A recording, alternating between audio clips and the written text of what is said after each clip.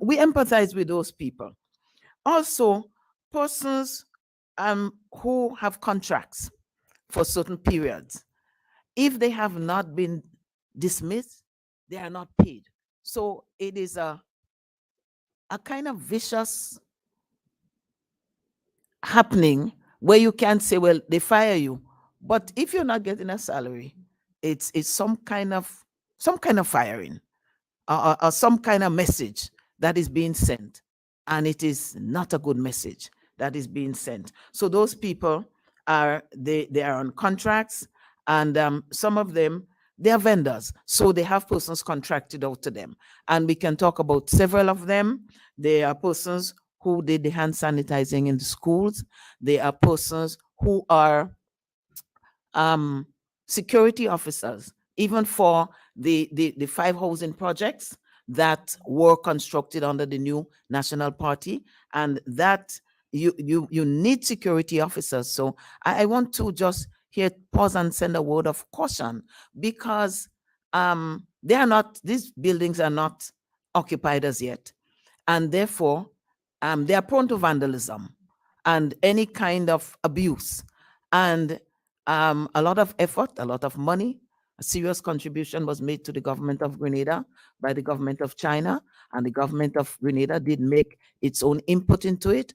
And I trust that the government, the powers that be, would see that as a national asset for us. Housing was one of the much the greatest sought after asset in our country and the need in our country, and we sought to deal with that through this housing project as a major step in eradicating that problem. And therefore, I hope that would be dealt with. But there are a number of other persons who were employed, and they have not been paid. So people like the asphalt workers, when last I checked, very recently, they had not been paid. So we almost at the end of August, they had not been paid for the whole of July, and they had not been paid for August. So if any payment has been made, it would have to be very, very recently. And there's a sinister tone message that we're hearing of rejoicing about these people who are being sent home. And old people used to have a saying that the same stick that beat the black dog, it will beat the white dog. When you encourage hatred, when you encourage ill will, after a while, it is not directed only at the people that you want it to be directed at. It is directed at the citizens, at everybody. It will even turn around and bite you. And therefore, one has to be very careful with that. Grenada is a very peaceful, a loving country, and we have always been applauded for that. And this is one of the things that my tenure as highly Minister for Tourism, people said that we are people who are very helpful, we are very loving, and people love this country because of that. But also we say we are a God-fearing nation. So has that flown out of the window?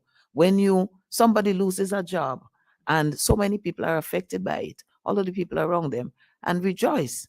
We have to be careful, because one day our very own our turn could come about. And I want to say, I want to go back to underscore and put in capital letters, without just cause. And I want to call on the government, on the Prime Minister, to review the manner in which things are done. If it is a policy of the present government directed by him, I want to beg him to review that policy and to adjust it to reflect the present situation. And also, if it is a policy that is being carried out by others, then he is still responsible as the leader of the country, and he has a responsibility to deal with it appropriately, and to make people feel secure in their jobs. And I support the fact that people must be productive in their jobs, and it must be insisted on.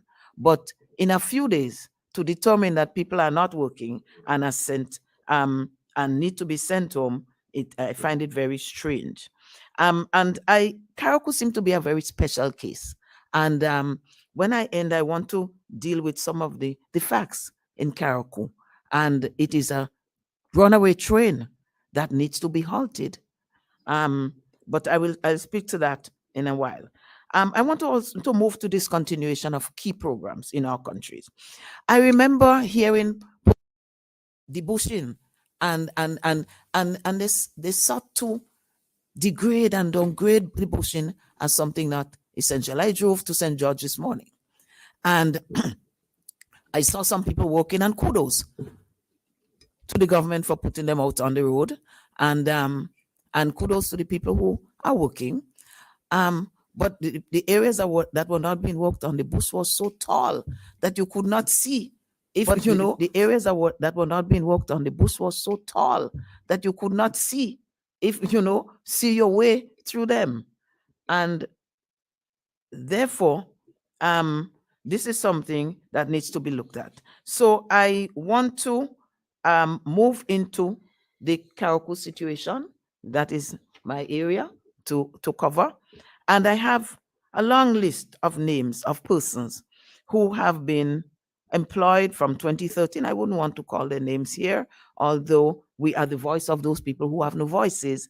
But I don't think at this time it is appropriate, but we do have the facts. And if we are called upon to present them, we will be able to. There are a number of names of persons who were performing different duties, social development, public works, whatever, child development, and so on.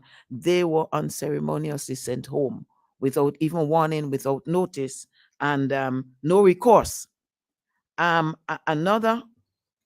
a few of them, while they were not sent home, they were moved from position of more senior positions, supervisor and so on, and they were sent to work on the Limley farm. Now, there's nothing wrong with people working on a farm, but if you trained for a particular job, and if you have been performing in a particular job over a long period of time, and you have been delivering in that job, to just in short notice take you from that to send you on the farm, it sends a very sinister message. So we of the New National Party, we are extremely concerned about the rapid pace with which concern for people is deteriorating. Sympathy, empathy are no longer there, and where people are being treated, they are not being treated as human beings. They with gross disrespect.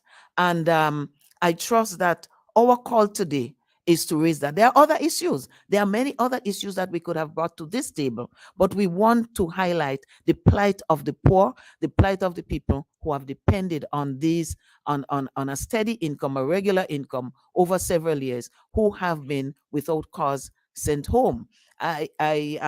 I want to hand over again to our General Secretary as the chairman. And if I need to add anything later on, I'd be happy to do so. Well, we want to thank you very much, Dr. Modeste, for highlighting those areas. And of course, it is part of the responsibility of the opposition. And if we are supposed to be responsible and care about people, we are going to highlight the issues that we believe need to be ventilated in the public. And there are several more, and you're quite correct, Dr. Modeste. There are so many other things that we can talk about, but for today's session, we want to limit it to the programs that are affecting people the most, because people are at the center of whatever we do in politics. And so now I'd like to hand over to our another sister, Sister Emmeline Pierre, who are going to deal with some issues in a slightly different way, some of the programs that was discontinued, programs that meant so much to so many people, and to highlight the plight that these people are going through socially and economically and otherwise as a result of the discontinuation of the program. Sister Pierre? Okay, thank you, Brother Bola. And I also want to recognize my sister on the table this morning, the head table, and all of those who are viewing, those who are listening, those who are on Zoom from the media. We want to welcome you again and thank you for joining us. As was indicated both by Sister Clarice and Brother Bola, this morning we have pulled out a particular issue which has to do with the people who are considered poor and vulnerable in our society. I want to carry on from where Sister Clarice would have stopped, that the voice of people, people's concerns, is basically what we are airing today, what we are sharing today, our concerns on behalf of these people.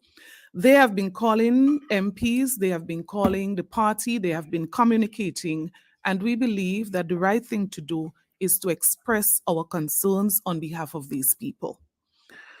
But there's another point that I think is very critical, and Sister Clarice also made that point, that we respect, we understand, and we support the fact that a new government has the right to make changes. A new government is expected to make changes. We understand that.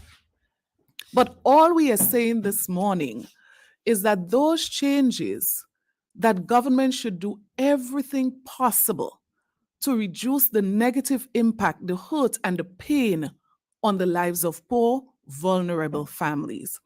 And so, as Brother Bola would have said this in introducing me, there are a couple programs that we are concerned about, and we would like to see the government take urgent steps to address those in the interest of these people we speak on the behalf of.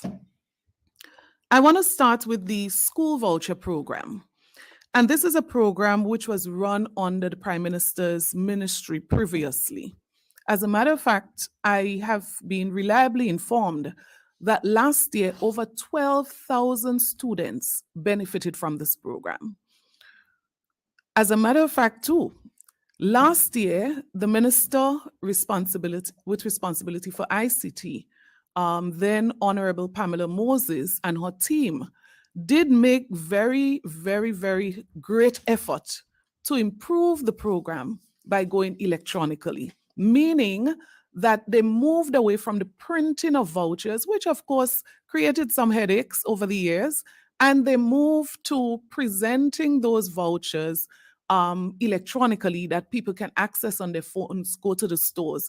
And of course, we commended them for that move. It's always important to look at ways to improve. But our concern has to do with the immediate change that was made as it relates to that program. Immediately after the last general elections, we were told as the general public that the program was going to be moved from the Prime Minister's ministry to the Ministry of Education. And that is fine. As a matter of fact, I share the view that it probably should be on the Ministry of Education. But our concern primarily had to do with the space of time that you had to work with to make such a drastic change. And not just a change in the location of the program as it relates to the vote, as it relates to the ministry, particularly the process and the procedure. The first notice that I saw as it relates to this particular program and the changes basically gave the impression that constituency offices were mismanaging this program. And I just want to clarify this. Constituency offices facilitated and supported this program, as I said, which was based in the Prime Minister's ministry and supported by the Ministry of Social Development. The critical thing that we have to note, and the most important thing I believe that surrounds this program, is the application process, persons applying for the program. What happened in the past? Persons went into communities to identify persons in need. Some persons applied through the schools, through offices, constituency offices, wherever, at the ministry directly. And the critical thing is the process of identifying these persons and the processing of the applications. So immediately persons were told this would no longer continue at constituency offices. You should now contact your principal. Now think about the frustration for a parent who has students or children in 4 different schools: preschool, primary school, secondary school, and let's say TAMCC. Think about that person having to find at least 3 of these principals. And think about the process to take place during the vacation when the principal is on vacation.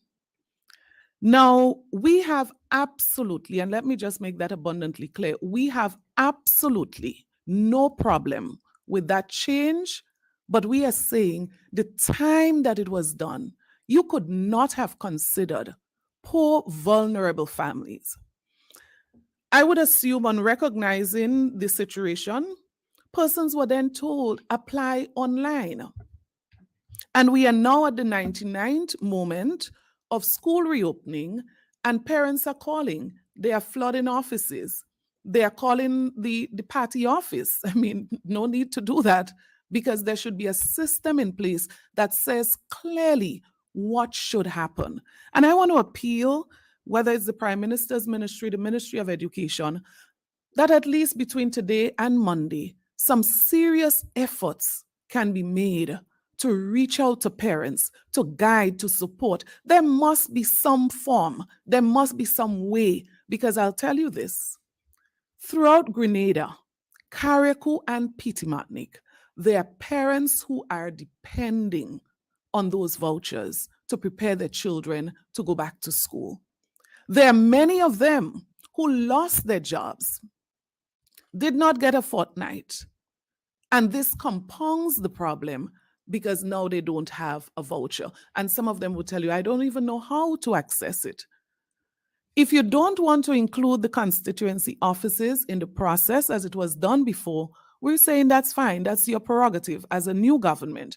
But we are saying find a way, create a way where persons would not be disadvantaged. And again, I want to emphasize our concern, the poor and vulnerable among us. I want to also make reference to a program that has been on hold immediately after the last general elections. And that is another program that was based in the Prime Minister's ministry, the Needy Assistance Program. Again, I am emphasizing change is fine. But immediately after the election, putting the program on hold, we believe, would have had serious negative impact on poor families out there. And under that program, I want to identify 3 areas where we believe, from the information that has been coming to us, that people are severely affected. We know that for poor families needing medical support that is not available through the government service, through the general hospital or medical centers, many people rely on that program for assistance. I remember a case of a child who fell in school, knocked her head, and was ordered immediately to do a scan. $1,800. It was through this program that that family was able to immediately facilitate, because of course the parents were not in a position to come up immediately with $1,800. So persons are asking, persons are concerned, because there are people who need that service, who need that support.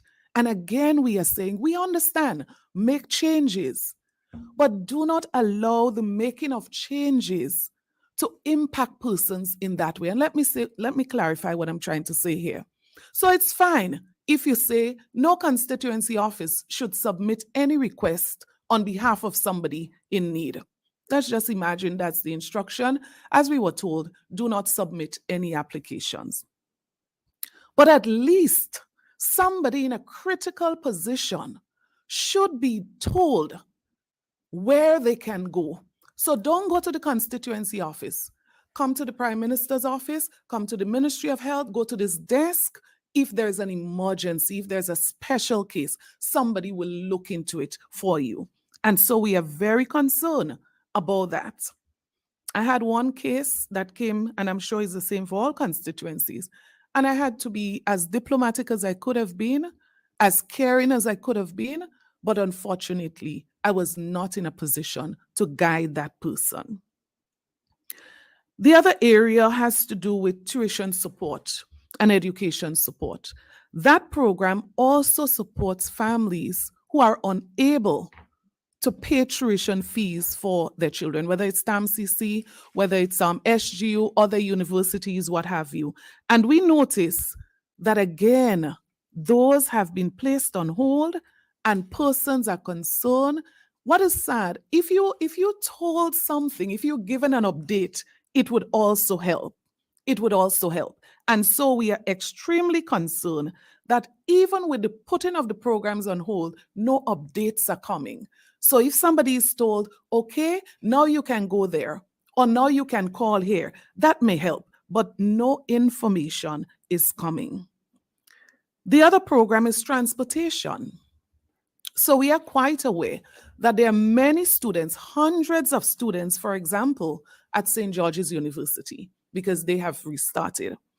These students from very poor, vulnerable families, rural communities, these students have been given opportunities to access a tertiary level education. So some of these students are at SGU, St. George's University.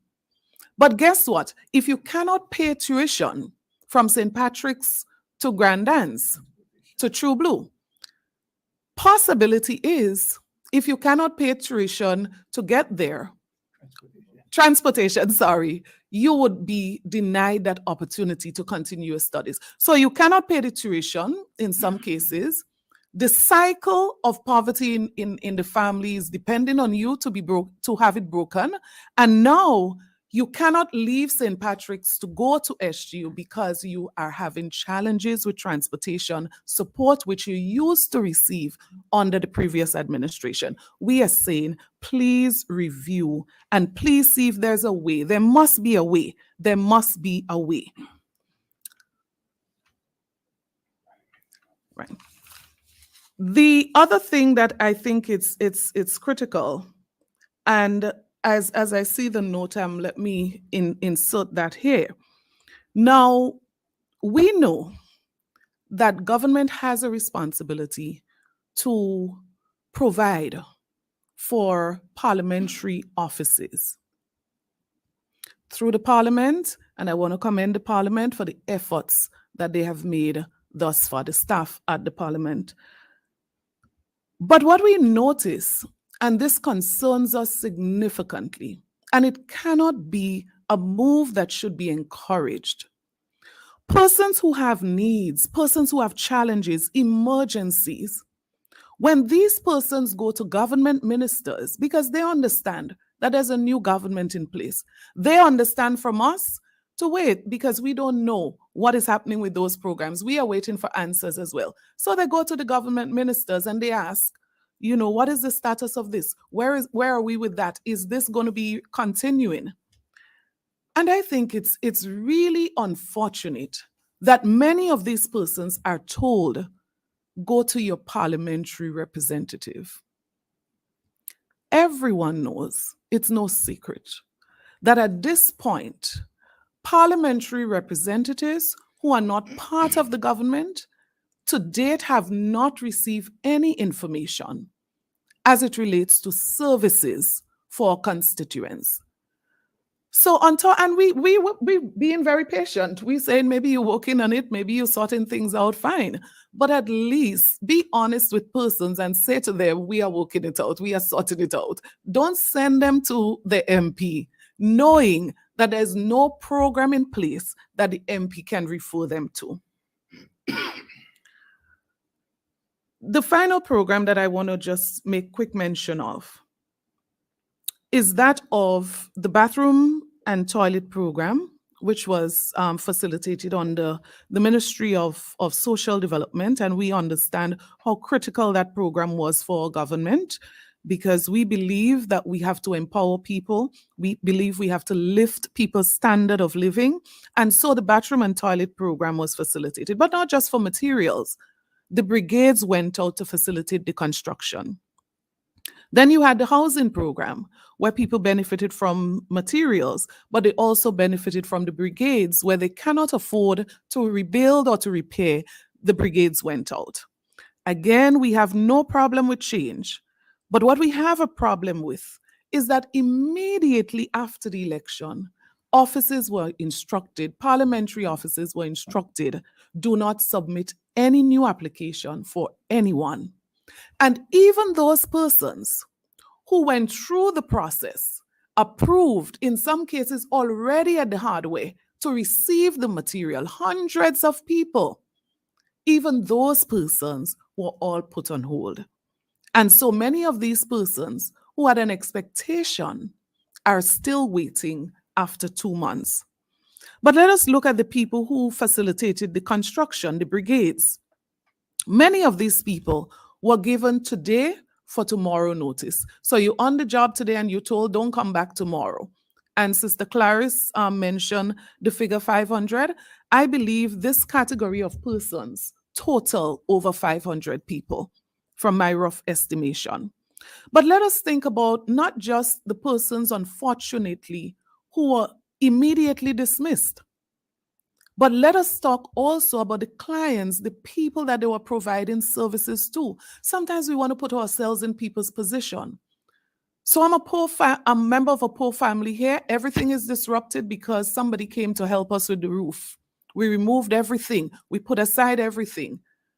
And they started working on the roof today with the intention of coming back tomorrow. So I put piece of tarpaulin because I know they're coming back tomorrow. And that tomorrow never came. Question is, what situation would we have put that poor family in? All we are saying is there must be another way. There must be a better way. But think about the cost, the wastage, because the cement, the material on the ground, the crew may have just left it on the corner of the house. What would happen there?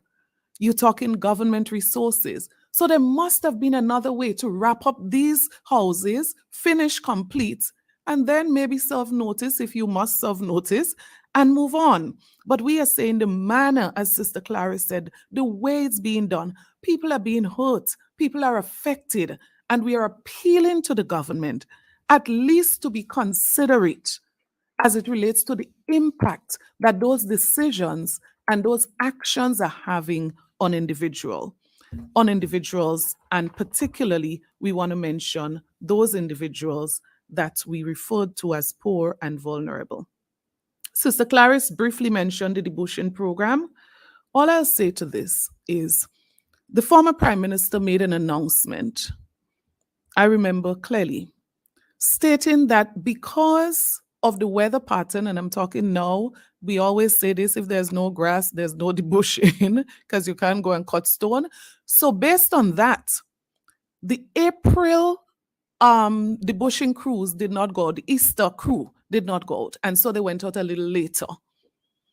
Now, the Prime Minister said it very clearly. He said, because we did not do an Easter program, the program that is starting now is going to continue into the August program, which is what you do to encourage and help persons to get their supplies and back to school and all of that. I was a little bit concerned when I saw a release that was basically hinting after the program was stopped immediately after the elections. Immediately, and I'm saying again, there was no need to abruptly stop a program like that to affect the lives of ordinary people. So if you had to change persons, the fortnight ended right after the election. It was quite possible to submit a new list of names right after that. But why is that a concern? Because these families now, even if you would have started back something on Monday, guess what? These persons would not receive payment in time to prepare their children for back to school. And that is our concern. That is our concern. The frustration, the fear, the concerns that persons have expressed was sufficient for us to express it on their behalf. And so I want to thank you for listening, and we look forward to your questions. Thank you, Sister Pierre. As we're about to take questions, we'd like to ask the media personnel who will be asking questions. You will indicate, our operator will let us know that we have a question. You would clearly state from what establishment. We'll have you ask a question and maybe you may have a follow-up, but we want to give an opportunity to as many people as possible to ask their questions. We'd also like to appeal to you to, and I know as media, you are into investigative journalism, and there may be other things on your mind, other issues that you may want to raise.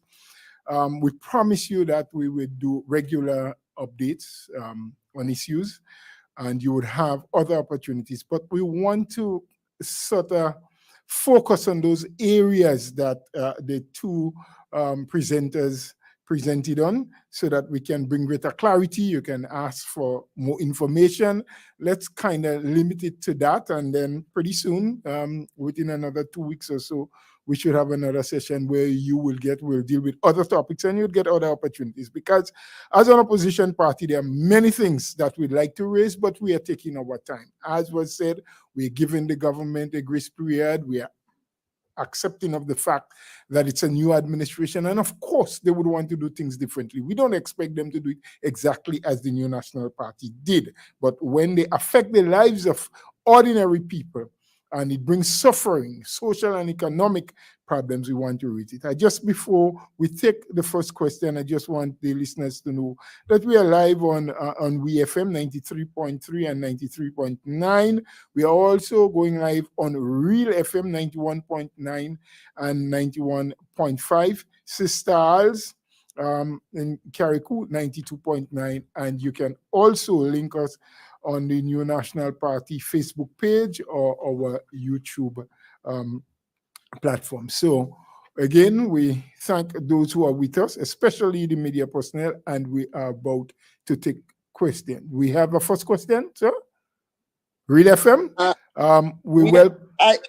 I'm sorry, I had my hand up even while the speakers were speaking, so I would like to go first. You just state your name and go right ahead with Calistra Faria, The Narrative, WPG 10. I would like to apologize, Mr. Bowler, but I won't be able to stay on topic, but my question has to do with the poor and vulnerable category that we like to talk a lot about. And there's an issue now with some workers who are doing sanitization in schools associated with the Faith Development Organization Incorporated in the former minister, the current MP for that area, Mrs. Pierre's constituency. So I'd like to ask her, can you shed some light on what can you tell us about this situation involving that organization and your involvement with the your connection to involvement with the organization? All right, so you have two parts to the question, what is happening, and I think Sister Clarice would have captured vendors. So they would fall into that category, exactly the same thing that applies to CJs and the security companies and so on, it applies to them. But in terms of my involvement, let me say this, and you've asked me this question before, and I said to you, all of the persons involved in Faith, I know them closely, all of them. I have a very good working relationship with the organization that is registered as a community-based nonprofit organization and have worked very closely with them. As a matter of fact, I want to say as far back as the construction of the Telescope Resource Center, and that was when that working relationship continued, and continued up to today. So that organization is very actively involved in community development projects and initiatives. And whether it has to do with computer training, whether it has to be with CVU training, and not just with regards to government, but also they do training for external organizations as well. The thing about this is that I always say this, any individual, any organization that has a passion and interest for community development, people's development, and is prepared to be involved, I am prepared to support. And that is as it relates to my involvement. So is it mere coincidence that members of your staff in your constituency office are also involved in the financial and day-to-day operations of this company?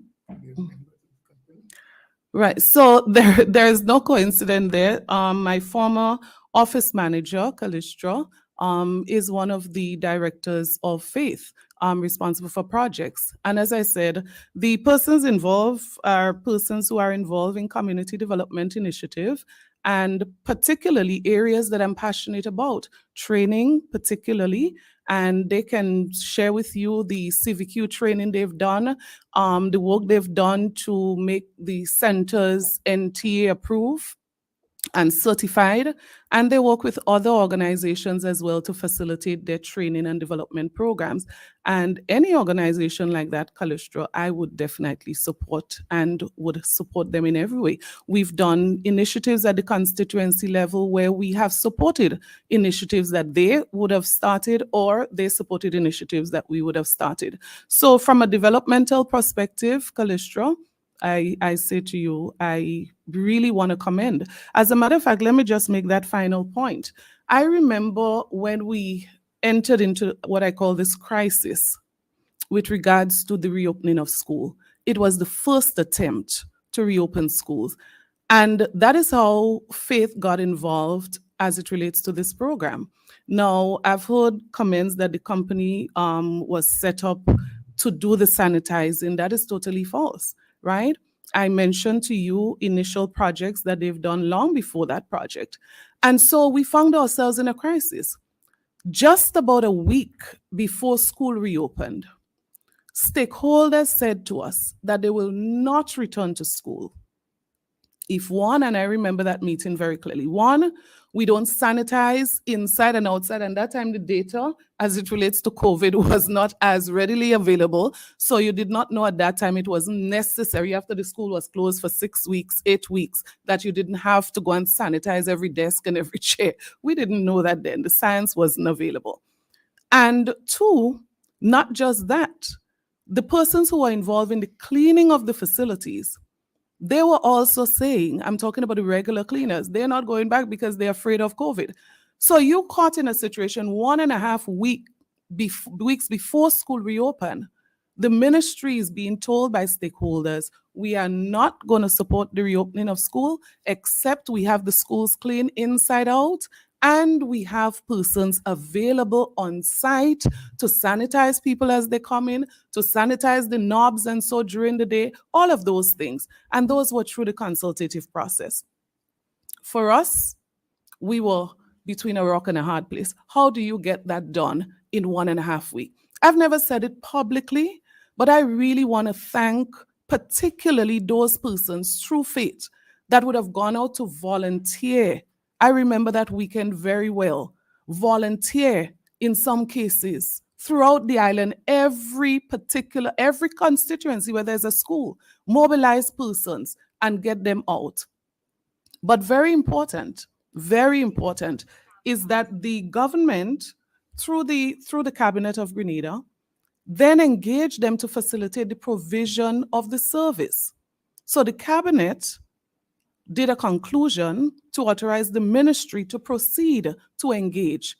They entered into a contract and provided that service. So I've heard, for example, somebody said, there's absolutely no information in the Ministry of Education or anywhere on this arrangement.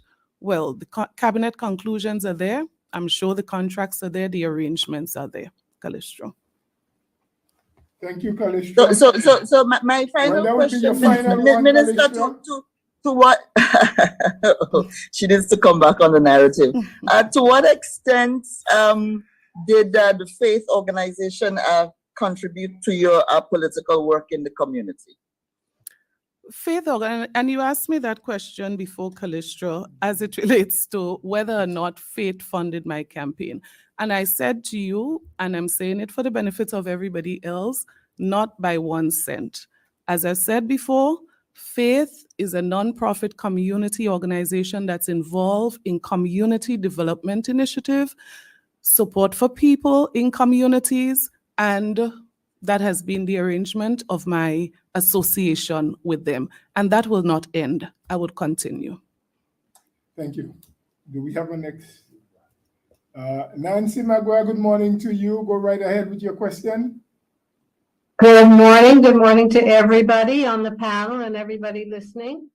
On the programs that you've expressed concerns about how quickly people were dismissed, the school voucher, needy assistance, transportation, etc. Do you have any idea of the cost of these programs?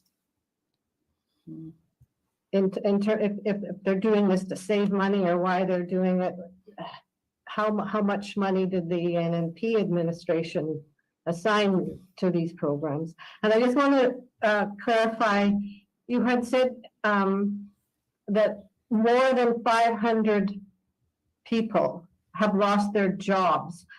Does that include, are you just talking about contracts, or is that everybody that you are aware of people that have reported to your offices?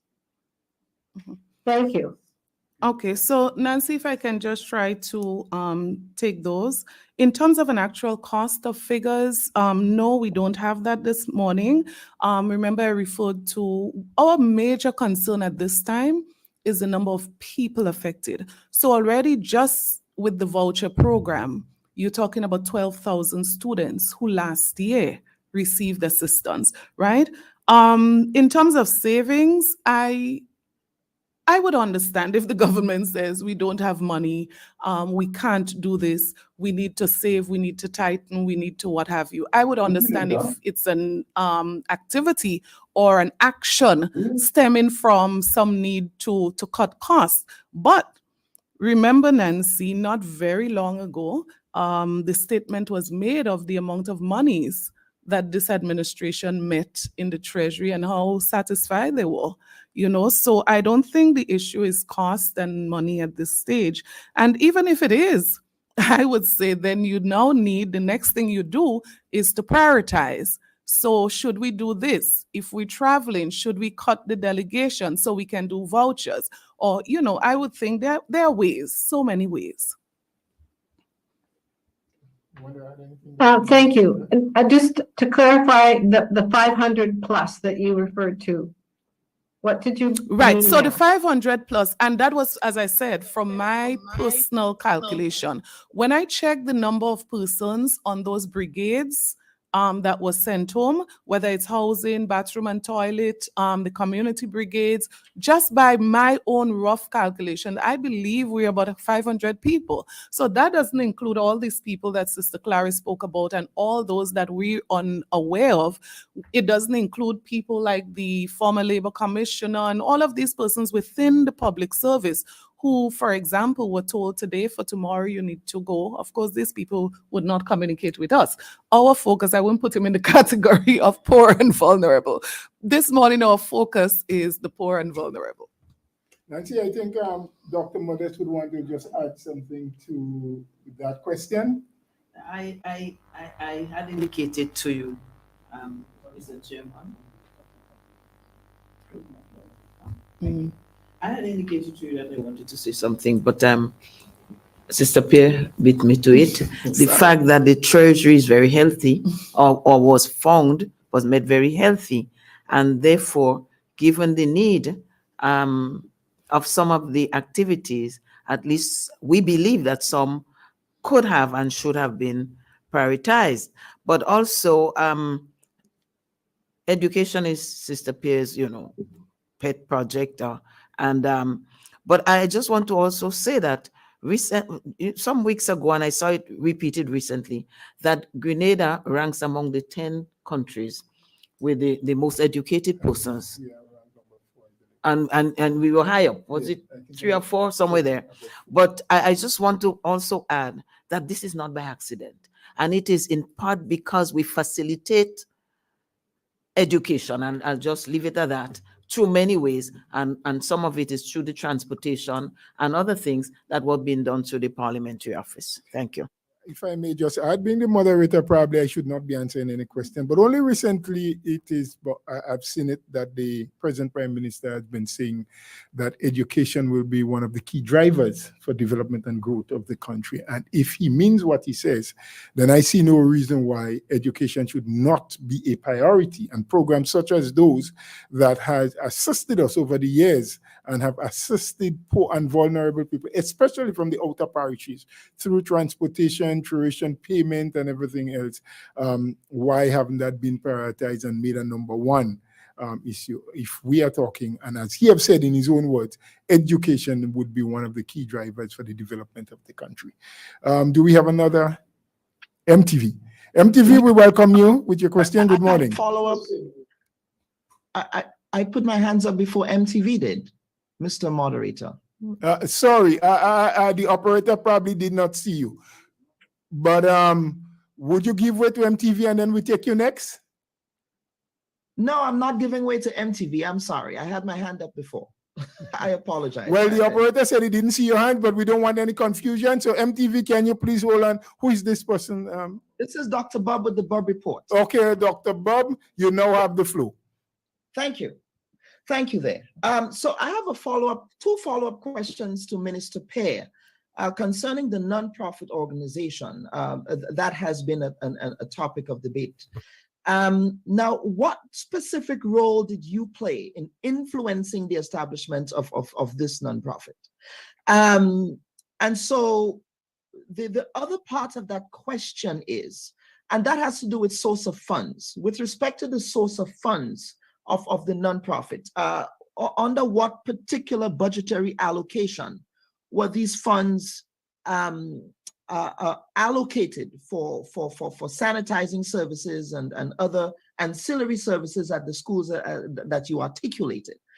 And so the final part of that question is, why was there a need to have those services funneled through a particular nonprofit as opposed to allowing government workers, whether it's actual cleaners and so on, at the institutions to do that? And the second issue that I have outside of those follow-up questions has to do with casual employees, casual workers. Now, as we have been seeing, lots of casual workers that the union has been advocating for have now been sent home. Now, what responsibility do you have as a political organization, as a party in government, in failing to regularize a lot of these workers? Because the argument is that if these workers were in fact regularized and properly constituted with respect to their job security, that there would be no need for them to be sent home in the way that they were sent home, because they were given temporary contracts in the first place. So those are my questions, and I'll yield. So the last question, I think it's a question that we have answered several times in government, Kelon, as it relates to regularization of workers. As a matter of fact, if I can just point just as it relates to education, we have always said, and we continue to say, only yesterday, well, before I speak education, only yesterday I heard someone mentioning from the public service end, so not the GUT end, of the commitment and the process that had started in addressing that, because we know the financial implications of those things and they don't happen overnight. But there has been a serious effort that has been made to regularize workers, and I believe even the unions would have recognized that that effort had started, albeit, it could have been earlier in some regards. But even from education, sometime I believe it was 2018 or 2019, over 200 teachers were regularized. And before we left government, there was in process, I believe it was 127 persons approved by Ministry of Education for regularization, sent to DPA for all the checks and balances and so on, and should have been by now, should have gotten to PSC and back to education by now. So, and this was before the election. So I'm saying that the regularization issue is something that we've accepted, that there has been some weaknesses, some challenges, and I believe great efforts were being made to address those. Unfortunately, we didn't get to address all before the last election, but I believe, in fairness, some great efforts were made in spite of the financial implications in many, many cases. Now, to the question that you asked earlier, what role I would have played in influencing the startup of the organization?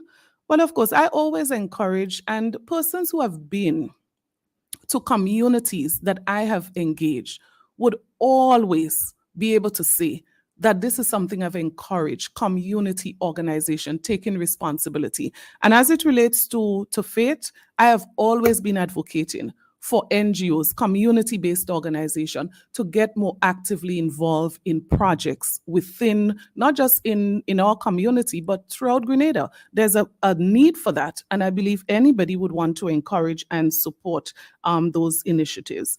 The source of funds, so the sanitizing project, that was, well, I guess you know that because the next question would have confirmed, that was paid through the Ministry of Education, and I'm going to answer the other follow-up question to that.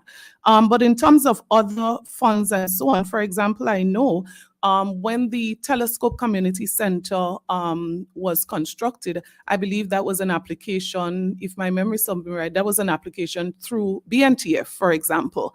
Some of the training programs would be USAID, fund some of the training programs. So as I said, different programs that I'm aware, because at the constituency level, we support some of those community-based projects as well. In terms of why, now, I did share and try to explain the situation we were in 1.5 weeks before school reopened. And not just that, government, when this was discussed, I remember the first discussion at the cabinet level. Cabinet was very clear. The Ministry of Education was very clear that there's no way the burden of adding all of these hundreds of people to the staff of the Ministry of Education is not something that you want to encourage.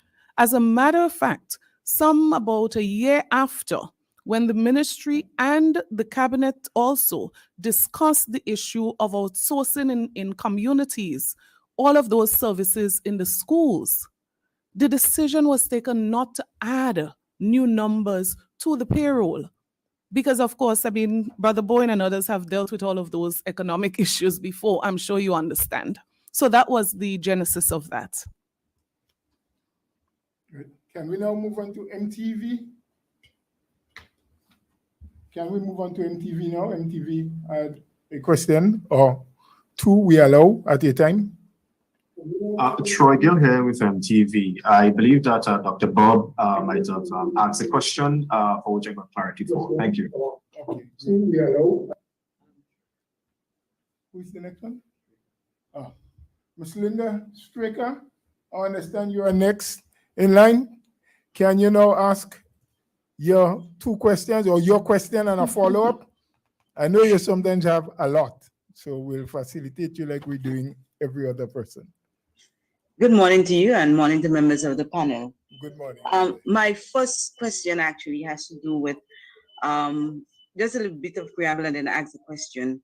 Upon coming into office in 2013, the NNP government then passed quite a number of financial regulations for the functioning of the country. We had the fiscal responsibility legislation, public service management legislation. I think it's about 4 or 5 of them. Now, within that was one of the requirements that work from the government that needs to be outsourced should be put up for bid. However, I know that there is a provision that was made for when you're doing single sourcing. With regard to this faith organization and other entities who are contracted by the government, is the minister in a position to tell us whether or not these contracts were put up for bid or were they sole source? The engagement of faith, and I did say to you, it was a 1.5 weeks, immediate decision. Cabinet took a decision to sole source that particular initiative based on the proposal that was presented by the Ministry of Education. So are you saying it was sole source and not put up for bid? Linda, can you just hold a minute? Can you hold a minute, Linda? I think there's something that Dr. Morris would like to add to. Well, I am aware of the faith organization that would have provided the service of the sanitization and saw the oversight. I just wanted to speak in broad terms of government policy. Government has pretty much stuck to the policy of inviting bids, tendering out projects and so on, to the point where I know some of us I got a lot of blows for it, because it seemed as though one set of people kept getting winning the bids and keep getting the jobs all the time. But I think it was a good policy to hold on to, although I believe that, it did have its downside to it. But I want to compliment the minister. We're focusing on there's a lot of focus on the faith, and it's good for the media to investigate and to find out. But I recall being in the COVID committee, and the health people were insistent, and listening to other people, they were insistent that children must be sent back to school. I know in some homes, the children did not go on to the online thing, which was well organized and well managed, but some of the children just did not go onto it for whatever reason. And so children were being, they were being marginalized or disadvantaged because of that. And the health people were telling us, you have the psychologists, you have to get them to go back to school. And I know that this minister, sometimes we do not compliment our colleagues, our government, and the government was anxious to get them back. If you tender that project, the usual process of tendering would not have served the objective that we would have wanted to. So, and I mean, I think it was very successful in that I did not ask about the attendance, but you could see the number of children who went to school. I'm sure parents send their children to school with more ease of mind. And the outcomes we saw in the results of exams that were done, I think this sanitizing thing played a major role. So yes, ask your questions. I applaud the media for being persistent in trying to get to the bottom of things, but also I think that merit should be given to that process. So, Minister, kudos. Sorry, MP, kudos. Thank you, Dr. Modest. And Linda, I just a little branch off of that, really to commend the persons, because as I said, this was not an easy task. This was a major challenge. As a matter of fact, even some of the workers, initially, we know the fear that surrounded COVID, the fear, the concerns. I really, as I said, I mean, not having the science clear at the time, having them go and take holes and spray down in certain classrooms and all of those things. When this started, it really was not an easy task. And I really want to stop I don't think they have been commended enough to commend them for the sacrifices, in some cases, even up to late evenings and nights, trying to get things, weekends, Sundays, trying to get things in place. Linda, you can continue now. Well, no, my continuation to that is I could understand all the benefits that it has brought, but in the eyes of some people who are doing the accounting and observing and bringing all sort of emotions, I just wanted to know whether or not we stuck to legal legislation in awarding this contract. Were they sole source, which I know that we would have suspended the fiscal responsibility legislation sections of it that provided for certain things to happen. So I just wanted to know whether or not it was sole source or it was put up for bids. Because to me, it appears to be quite a bit of companies that would have had this contract. So that's all I want to know. And I did answer based on the emergency, because all of those would consider emergency situations, special circumstances. For example, special circumstances of replacing persons immediately, because you don't want a school to go without a sanitizer the next morning if somebody has to replace and those things. So considering all that, Cabinet would have deliberated and taken a decision to go that route. Thank you very much. My other question is, apart from we keep on hearing about faith and CJs or J's consultancy, how many, to the best of your knowledge, within the Ministry of Education and former Minister Modest, can you tell me the ministry that you manage, how much outsourcing contracts were there in each ministry at a time?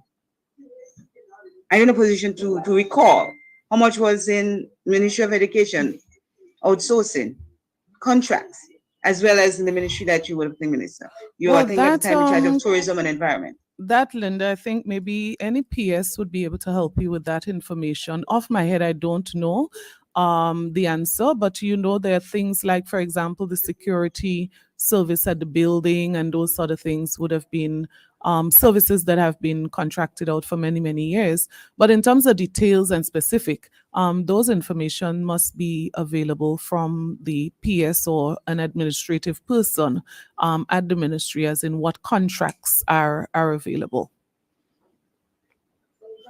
And just to add, and in the ministry that I was responsible for, the tourism primarily, and then environment and so were added.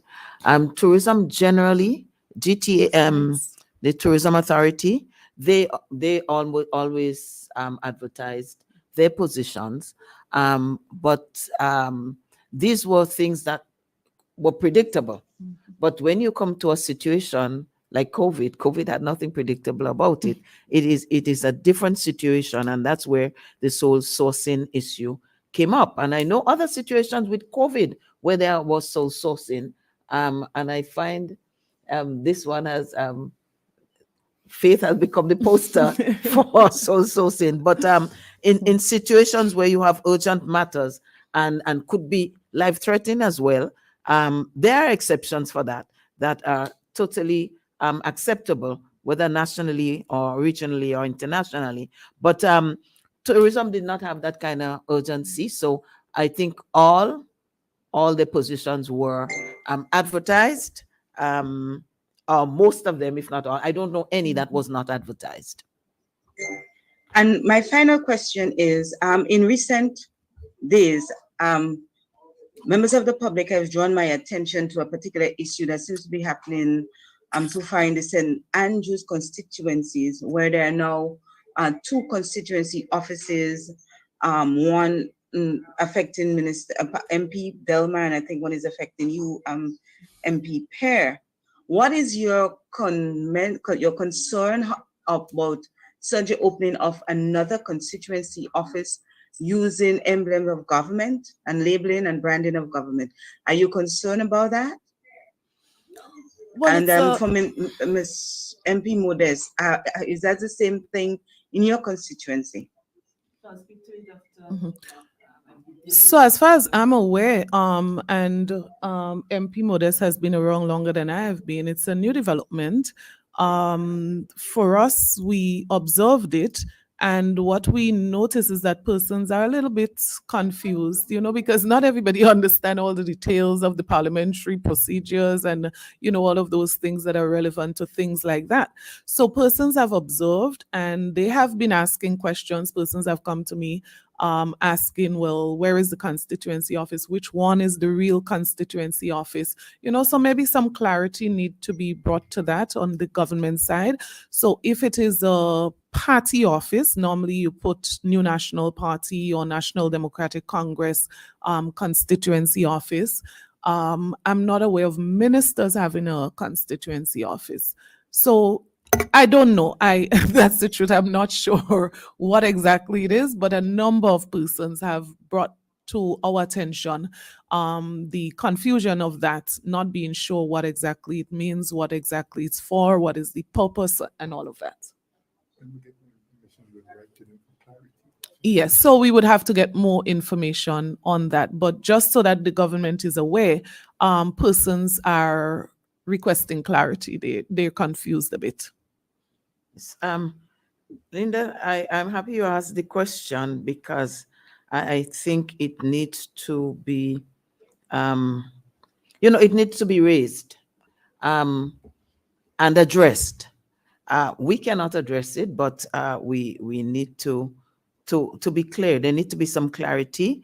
And I'm sure the other MPs, all other MPs have been, we've received communication from the Clerk of Parliament regarding parliamentary offices, which the MPs are supposed to man. And I hope that the 6 of us who are in opposition will at some time be guided as to what our functions would be, and the constituencies, all constituents should be informed as to what their expectations are. So there are certain things we know we cannot do. We're not in government and we don't want to take over government, but people are going to look to us for certain things. They're going to come to us, and so there must be clarity as to what we can do and what we cannot do, because the public needs to know. Otherwise, they might think, well, we could do it, but we just don't want to do it. And there must be a role for us as parliamentarians to the to extend some kind of courtesies, no, not courtesies, to extend some services and to represent the people of the constituency. So I do not think we should say a whole lot on it. We have seen these things coming up, but I think Parliament needs to clarify that. I think it sits squarely there. I am advised that there's now a speaker in the House. So between the Speaker and the Clerk of Parliament, this rests squarely on their shoulders to clarify. And so we will not be critical. We just think that some clarity, clear guidelines need to be put in terms of the rules and how they are named, so that people are not misled in any way. Do you have any other? Kellen, Bob, is it your second Yes, round? I just have two follow-up questions, and that has nothing to do with what was raised. This has to do everything to do with the impending opening of the Parliament. Now, I know that former MP Kendra Mattering-Stewart indicated that she was not interested in filling that Senate seat. So the question is, do you have a replacement senator that would be replacing her in that role? And also, what are your expectations with respect to the opening of Parliament legislatively? Or what are just some general expectations you're hoping for this new session of Parliament? And that's it for me. Okay, thank you, Kellen. What I can tell you is that the party, since Sister Kendra indicated her inability to perform as a senator at this time, and that was clearly disclosed due to family and other reasons, the party has been looking at a number of other persons. And I can tell you at this time, we are at the point where we will, by Monday, let the public know who the new senator will be. We are discussing internally. It is still a party issue. We are almost at the point of an agreement and finality on that, and that will definitely happen before Wednesday, so that the new person will be entering Parliament on Wednesday as our new senator. In terms of the legislative framework, it is in the hands of the present government. I don't know what the two MPs' expectations are, but as a party, we're very much prepared, that much I can say to you, to look at what the new legislations will be, what the new legislative framework will be, to give assistance where we can, to agree with those things that we believe are generally for the benefit of the people of the country. And in areas where we need to oppose and oppose vehemently, we will, with good reason. But we are not prepared to put up unnecessary fights and create unnecessary conflict with the government. We are, as parliamentarians, the six, well, it would be 9 eventually, 6 parliamentary rep plus 3 senators. The parliamentary arm of the new National Party is prepared to work along with government. As I've said, we are definitely prepared to support all of the things that are important, necessary, and will be helpful to the Grenadian people. But of course, if we recognize that any new bit of legislation or anything that needs to be changed or adjusted may create extra hardship, economically, socially, or otherwise, we are going to put up a fight and are going to make our voices be heard. I don't know if the two parliamentarians here would want to add anything to that question. Well, I would just add that obviously there would have been things in train through the Ministry of Legal Affairs and through ministries in terms of the legislative agenda over the past months and, within the last year. And we would hope that the government would continue the process We're not saying that whatever is there should just be taken to Parliament. Of course, you have to review and you have to look at it and ensure that it's something that your new government is comfortable with. But we are expecting that things would not be aborted just for the fact that it was started by a previous administration. And we look forward to any new bill that would be tabled. And I really want to support what Brother Bowler said.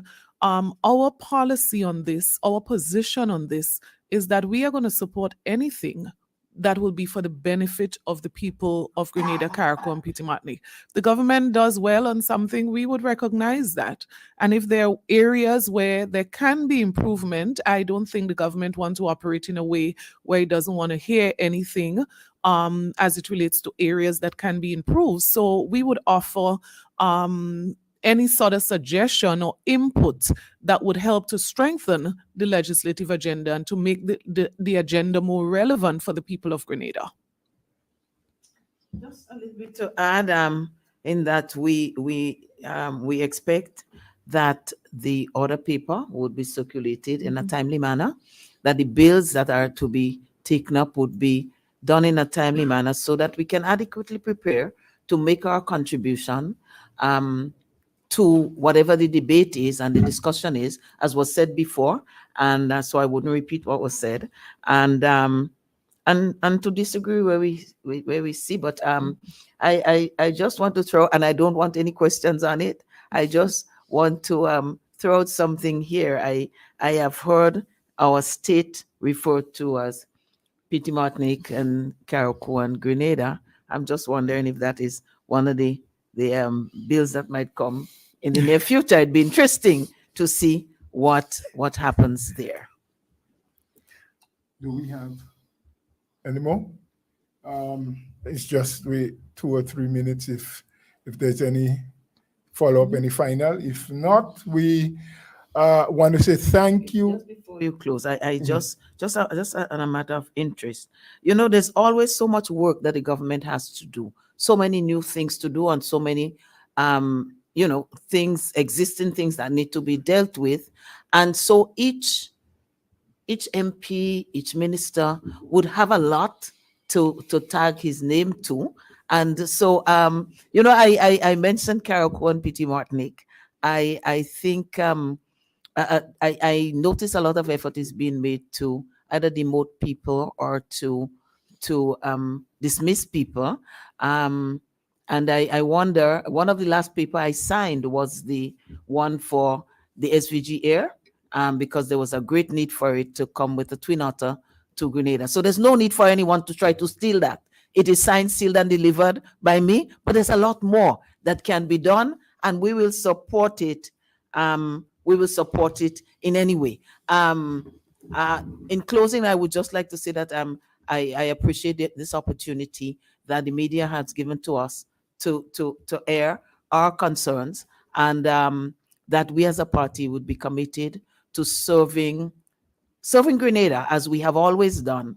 And the vulnerable, the Bible itself says that the poor will always be with us. And therefore, we will always have to be mindful of that and deal with the issues of the vulnerable so that they are not too negatively impacted. There will be negative impacts here and there, but let us not engineer it so that we seek to destroy the poor, because they have a role in Grenada, Carriacou, and Petit Martinique. We thank you, Dr. Modeste. I'll now just invite Sister Emmeline Pierre to do her closing remarks. Well, first to thank members of the media and all those who are viewing and listening for joining us this morning. As a party, we are very cognizant of our role, but not just as a party, we are cognizant of our role as opposition MPs. And we want to continue to do the best we can to represent in another area. We represented in government before, and now we see it as our responsibility to represent the best way we can in opposition. I believe if the government does well, Grenada will do well. And so we don't wish the government bad. We want to ensure that we contribute as MPs, as we contribute as a party to Grenada's development. And so, as I said before, what can be expected is that we would contribute constructively when we have to, And we would contribute by contributing in any way, whether it's at our community, constituency level, whether it's at the national level, whether it's at the parliament, wherever. Our role is to continue to contribute to national development, and we don't intend to do anything but that. Thank you, Sister Pierre. I just want to use this opportunity to thank all the people associated with this press conference this morning, our technical people in-house, and of course, you members of the media. While we have a role as an opposition party and as opposition parliamentarian, you also have a role to bring a very balanced report to the people. We have spoken this morning about and highlighted some issues bothering on the front of victimization and people being thrown out without much detail. So we call upon the government to allow the public to understand the rationale behind why you did certain things. And as a party in opposition, we are going to continue, as was said by the two persons here this morning with me, continue to do what we think is best for the people and for Grenada, not going on any political lines, but what's generally necessary. So thank you again, and we hope the next time you will join us. We want to thank the radio stations, WeFM, Real FM, Sister Isles Radio, for bringing live this broadcast. Thank you. Enjoy the rest of your day. And of course, we will be engaging you pretty soon again. Thanks.